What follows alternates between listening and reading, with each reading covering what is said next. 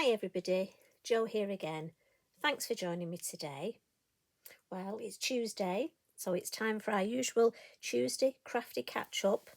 And today we're going to be having a look at how to use brushes creating a background. Now, this is the design I've come up with, but I've sort of put my own twist on the way that we're going to create it.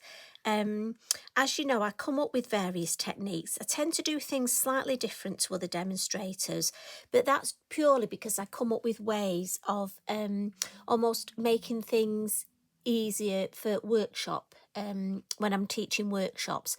And also when I'm teaching workshops, I can see how sometimes crafters may struggle with certain techniques. So I try and find ways of making it almost easier. So that's what we're going to do. So I'm hoping you've got a brew and you're sitting comfortably, and we can have a nice little catch up. Now I'm just going to put the card to one side. She says this table. Now one of you lovely followers, and I must look your name up, asked if they could look at my craft room. Well, I promise I will one day give you a guided tour around my craft room on a little YouTube video, but at the minute all it is just stuff everywhere. Believe you me, this little space is the actual only bit where there isn't anything at the minute. Now, Brusho powders. For those of you who maybe haven't met them before, they are tiny little almost powders, crystals of pigment, which is colour. They were developed originally for schools, and it was a way of sending out paint in the form of powders that then you didn't have to send liquids. And obviously liquid can be added to give the paint and the background. Now, the first thing that, if you've not met them before, they have this lovely device here where you can pull the ring pull and take the lid off. But the majority of people will actually use a pin and pop it in the lid just because you don't want to spill your Brusho powder everywhere. You know, us crafters, we spend our hard-earned money on products. We don't want to waste them. And if you're anything like me, you have to have a coloured pin to coordinate with the colour. Says more about me, doesn't it? So today I'm going to be using violet. I'm afraid I haven't got any violet pins, so blue was the nearest I got. And leaf green. Now, what happens when you wet these powders? They do split into lots of colours, and I love leaf green because that has lots of sort of greens but also yellows. And you see the violet sort of goes down the blue and the purple way. So I just thought these were two nice colours to work together. Loads of things you can do with your Brusho powders. I have got videos where we've mixed them with water and used them on our gel press. You can paint directly with them once you've added the water, and you can also make backgrounds. So today we're going to be using them. You can use them through a stencil as well. So many things you can do with them. Now, while we get our things together, I'm going to add my black Sharpie line round my card while we catch up. Now, I'm using the multifarious, but the ivory. I just love not to use white for a change. I think it's just so nice. And this is a 5.5 inch square because it's going on a 6x6 card blank. So while we have our little catch up and I can say, how are things going this week? I must admit, I'm feeling a little bit better than I was last week. Thank you, to all of you for your lovely comments. It's so nice when you get in touch and just send a hug, and all those hugs have been greatly appreciated. We all get down at times, and it is nice that we can be here for each other. Now, as always, I'm doing this at the beginning because, again, you know me, if I do it at the end, I may slip. But also, I find we're going to be adding water to this. And because we're going to add water, the card may warp slightly. Multifarious doesn't really, but for me, I find it easier to put the line on in the beginning. And let's look a bit more professional and have a cleaner piece of paper. Now, majority of demonstrators would put the Brushos and the water on the background now and leave that to dry and then stamp on it. But like I say, me being me, we're going to do our stamping first, just because two reasons. One, I find that Again, I'm not a confident stamper, and I find if it's going to go wrong for me, it's my stamping. I'm a bit of a tinker. So I don't want to, oh, and this is going to sound daft, but I know you understand. I know you know where I'm coming from, because you're just crafters like me, and I'm just a crafter like you. If I was to make a lovely background with my brushes and stamp on it, and it ended up filed in the bin, I'd feel I'd wasted my background. So hence, we're going to do our stamping first. And I'm going to use pan, and I'm just going to use my black ink. And as I say, for me, it's just a different way of doing it. But because we're stamping in permanent, our VersaFine Clair, the Nocturne, when we add the Brusho powders and the water, we know, just need to reach for Mr. Inky Binky, because I've just slightly caught that.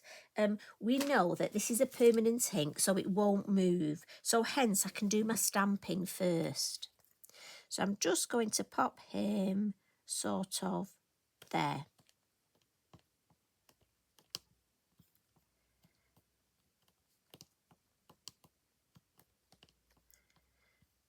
And again, he's a lovely silhouette, so I just want to give that ink time to soak in. Now, your watercolour card is very good for this. Your multifarious. And then what we're going to do is we're going to add the Brusho powders. And as I say, it's just a slightly different way round that I want to show you. Now, the first thing I do is have my water spritzer ready and have a piece of my kitchen towel. And if I try and get that in shot for you, and you can spritz your water first if you wish. I'm going to come in with my powders first. And I'm just going to tap a little bit of the violet there. I know it's put the lid on. Even though I may add some more, I want to just keep that pin in. And we'll add a little bit of the leaf green, sort of there and there. And this is just such great fun. Give it a spritz. Now, I know it sounds obvious, but sometimes we need to know the obvious. The more water I add, the more this colour will almost explode and disperse into the water. So if I wanted an area where we've got, if I bring it up, almost like little dots, the solid powder, you have that. If I want it to move more, I'll just spritz with more water, and look how it starts to run and separate. If you find it's running too much, for me, bring your kitchen towel in and just give it a bit of a blot. So in a way, you know, it is controllable. So if I looked at this and thought, oh, I love that, but I just want a little bit more of the leaf green, let's come back in a bit more with the leaf green. And I can always, see, I love when these lines sort of appear, gives movement. Great for backgrounds, the, what are they called?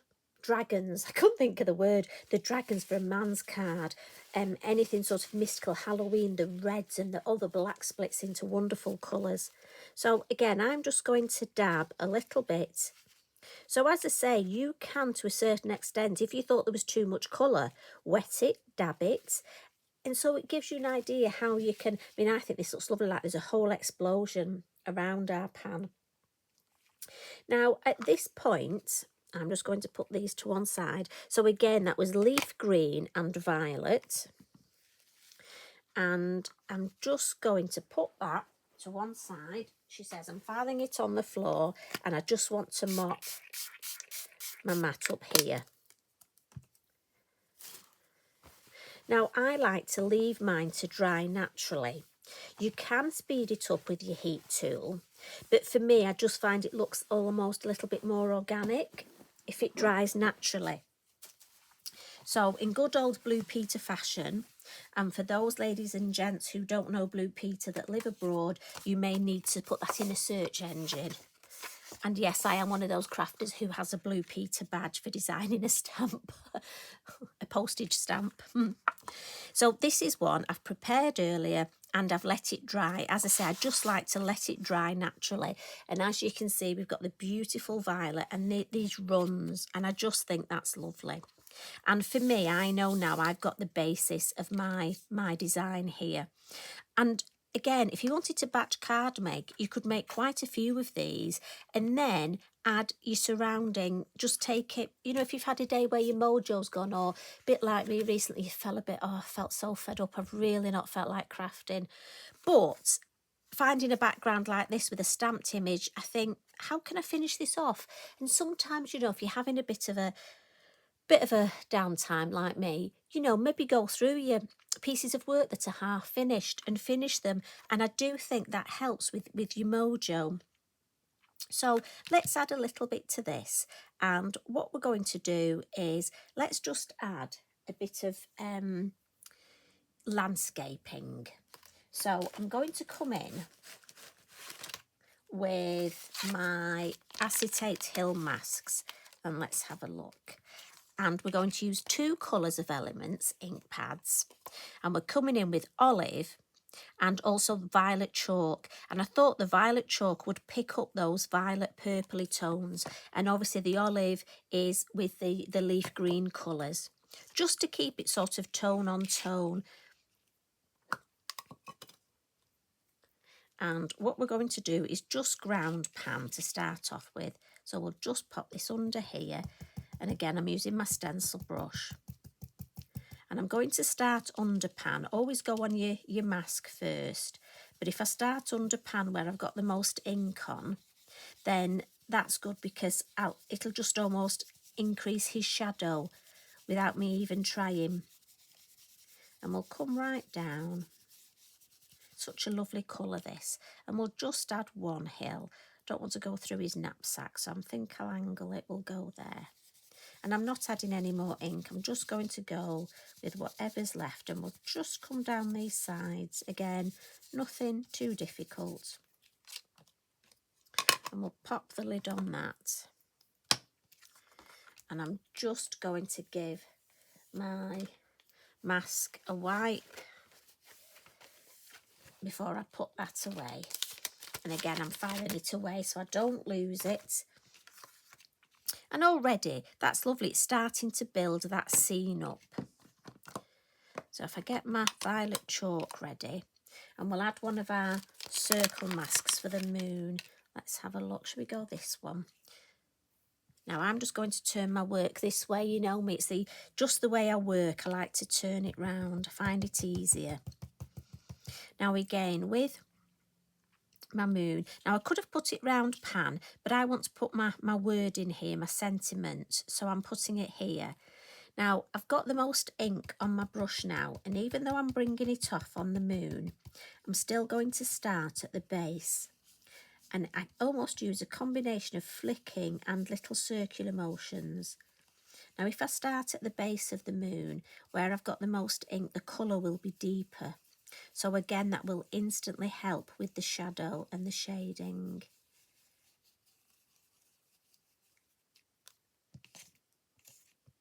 And that's just started to build that up lovely. And again, I'm going to give that a good wipe and we'll put that away.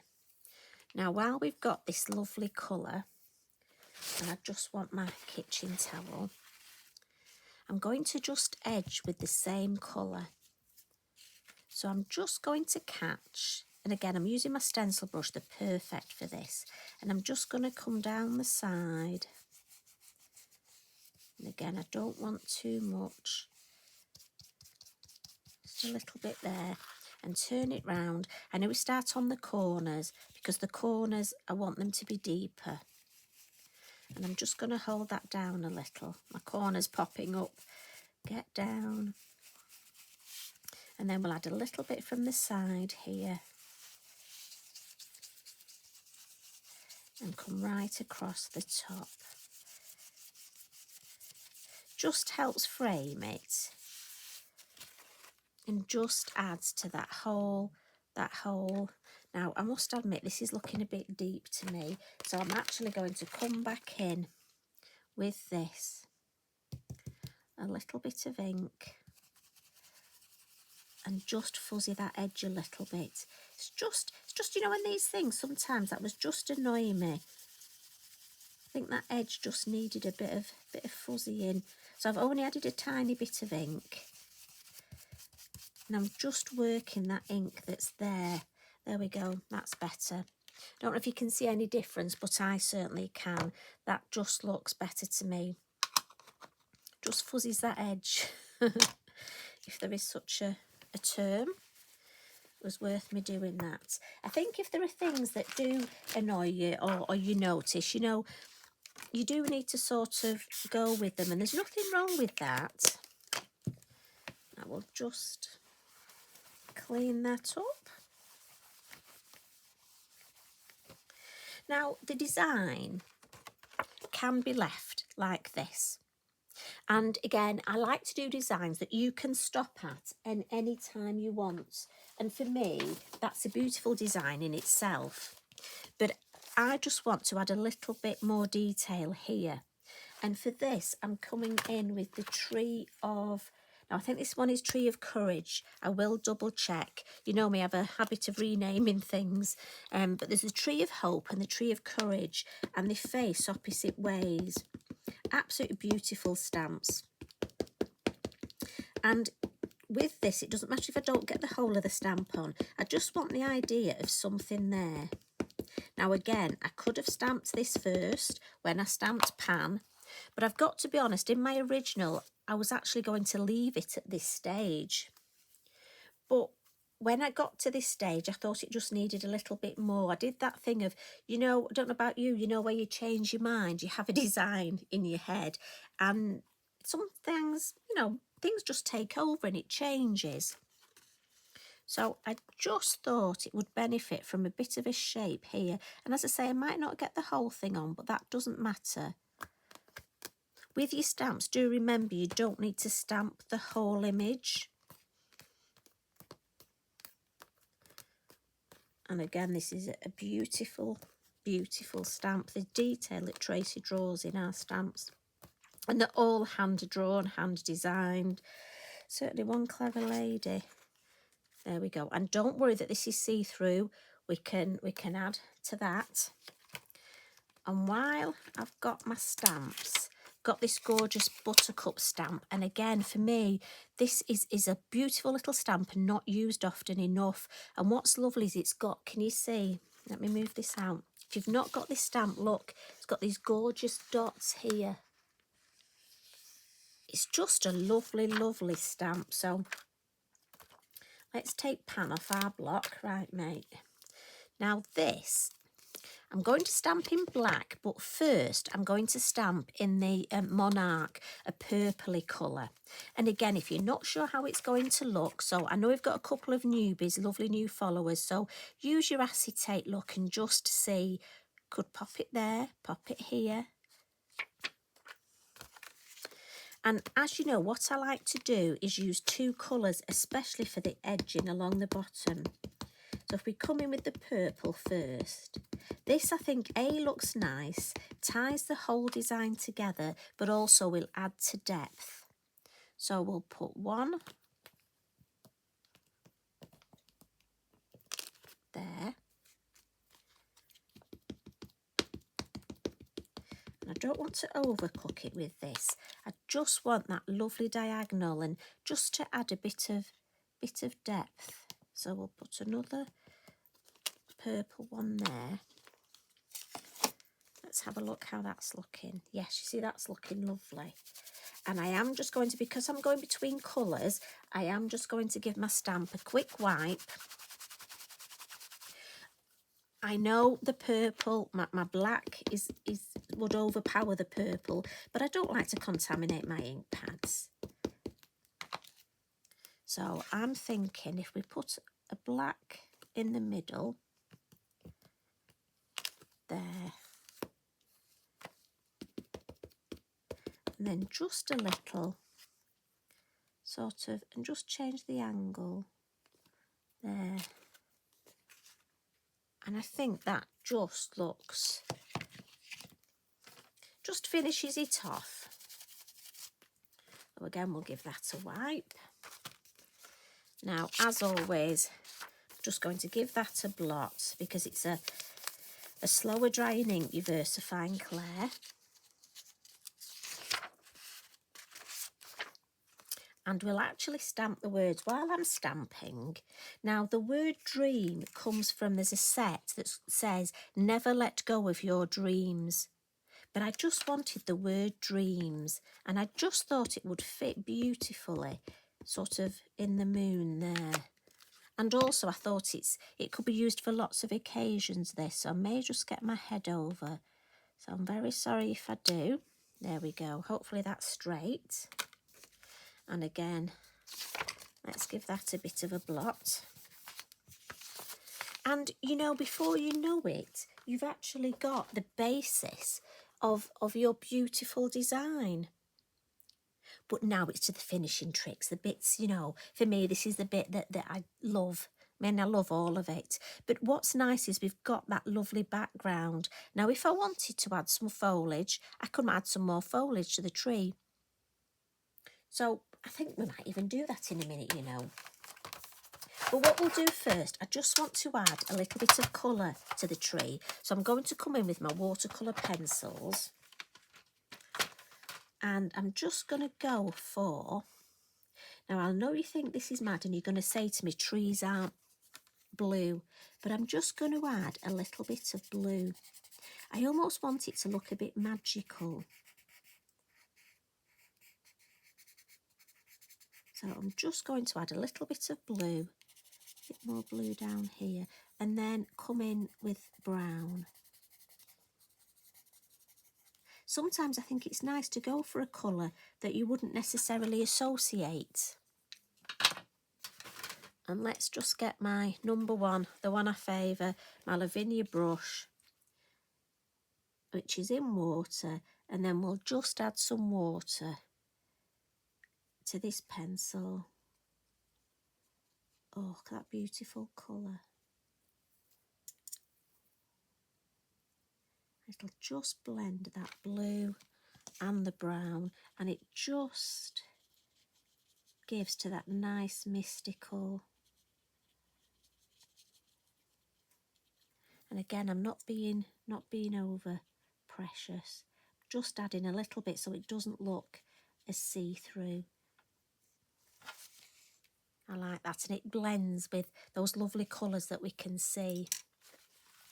And while I've got them out, I'm just going to add some colour to Pan's wings, and we've got two purples in here. So I'm going to add the lighter purple here, and then at the base, going to come in with the deeper purple.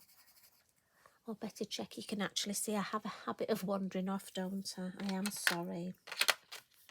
When you shout at me, just shout at me, tell me.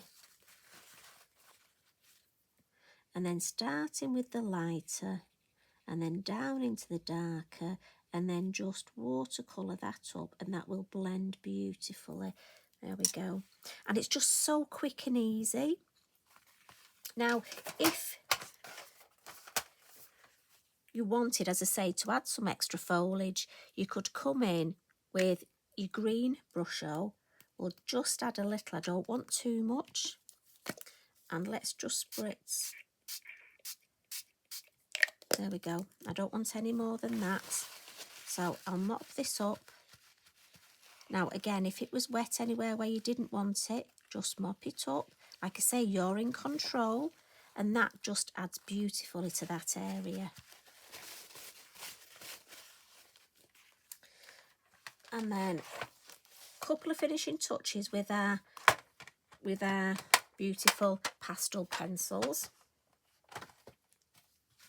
And we're going to do our usual white highlights.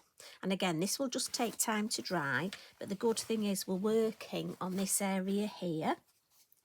So I'm just going to have some white highlights here on his hat, a little bit on his face, his arm, and again, the light's coming this way, so it'll just catch the front of him here, down here, and again, just smudge it with your finger and fix it. And maybe just this side of his little knapsack we can, yeah. And we can also do a little bit if we want to catch our beautiful buttercups. But what looks really nice Oh, let me add the shadow before I get carried away with what looks really nice. Now for the shadow, I've got my black, because obviously we use black, but I'm thinking let's introduce a bit of the green. So it's not sort of just with the black. I love experimenting with these colours. So maybe if we add a bit of green, and again his shadow won't be straight down, the moon's here, so it's going to be at this angle. And the same with this tree. It'll almost be at this angle, won't it? And then we'll add a little bit of the black and then smudge it. And the same at the base of the tree.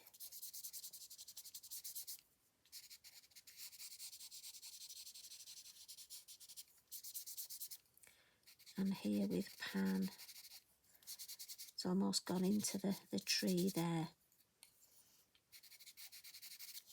And it's just the little things like the shadows really finish it off. And what I'm going to do is, if you look on my original, let me just see if I can show you. You see here I've put a little bit of yellow, almost like a yellowy glow. And for that I'm just going to use my chalk pencil.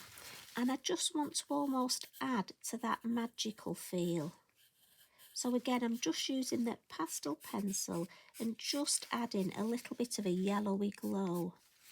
And I'm going to do it on this side of the tree as well. Just to add to that lovely highlight and make it look almost just that bit more magical. And it's lovely to just show you different ways of adding these.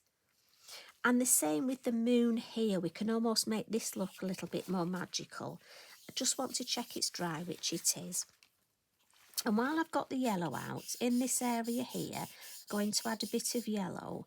And I think to go with the green, there's this gorgeous light green, what's this called? Permanent yellowish green. Well, it does look like a yellowish green, I must admit. And if I just... So I'm almost going with the shape, but bringing that colour round. And so this side, let's go. We've got a gorgeous lilac-y colour, which is called Violet Light. And we can add a little bit here to add to this shape. And I'm just going to come in with a little bit of white as well. And then blend that with my finger. Now, if you don't like blending with your finger, remember your biodegradable cotton buds are great, or your Pergamano nibs. Both work well for blending. And I just think this adds to that shape and almost gives it a bit more depth. Let's just... And again, you can play and add as much. I just want a bit more up there. Add as much or as little as you want. It's better. Because you'll just take your time. There we go, I like that, the way that comes round now. And it's just about building up that sort of, I just think it gives it such a magical feel.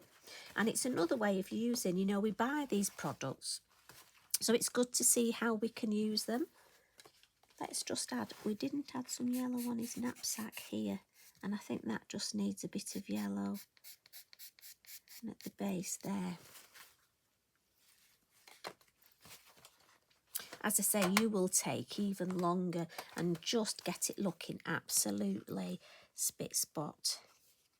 But I think that is just beautiful. Obviously, because we added some extra water here, that will take a while to dry. And again, I don't want to use my heat tool. You could use your heat tool, but I don't want to. Now, your Signo pens, these are absolutely beautiful. And as you know, I use this gold one so much because it just adds that extra bit of sparkle. So where we've got yellow highlights, I'm just going to come in with this gold sparkle. And it'll just add. Now again, you can use your white pen if you want, but I must admit I find the gold works a treat myself. And just on the top of some of these lovely buttercups.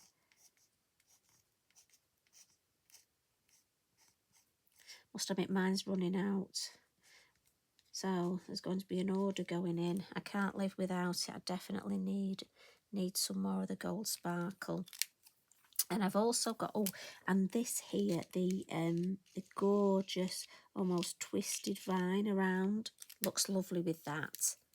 And I've also got one here that's, I want to say violet, but I'm not sure. It is violet.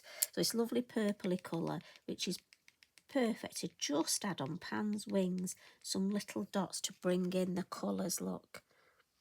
And again, see, I need a proper cameraman here, don't I? Oh, somebody who doesn't knock the camera. I'm so sorry.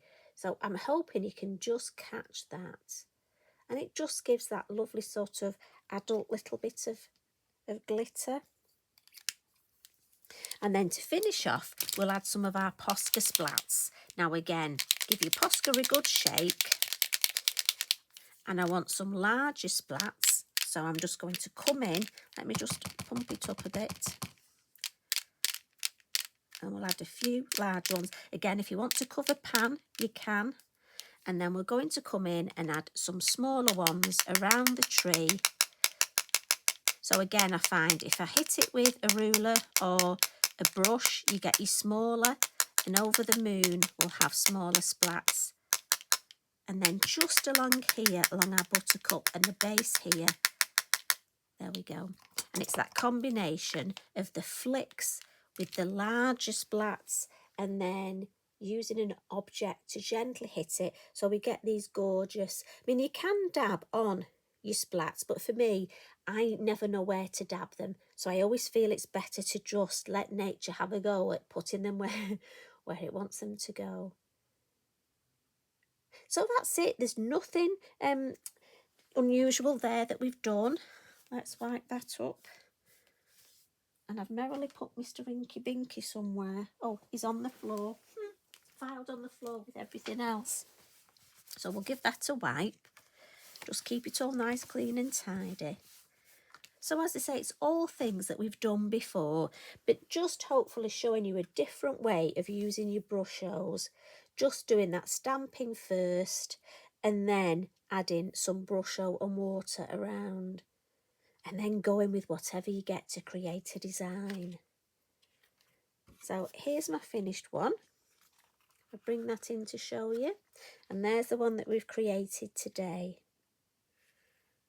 Now, I think, as I say, they'd be gorgeous for batch card making. And I just think it does give such a lovely magical. I know quite a few ladies have messaged and asked how to create sort of magical backgrounds. Well, this is easy, isn't it? I could see you making lots of these. And again, dare I say that Christmas word? I'm thinking a stamp, one of your Christmas images, and then some beautiful brushos in the background. Anyway, whatever you decide to stamp, whatever you decide to craft, I'd love to see what you're going to do. And as always, thank you for joining me. I hope you get some brushos out and have a play with them because they really are beautiful. And it's nice sometimes just not to know exactly where the design's going to finish, but to have an idea in your head. So you take care, everybody. Thank you for everything. I genuinely mean that. Much love and hugs from me. See you next week, gang. Bye for now.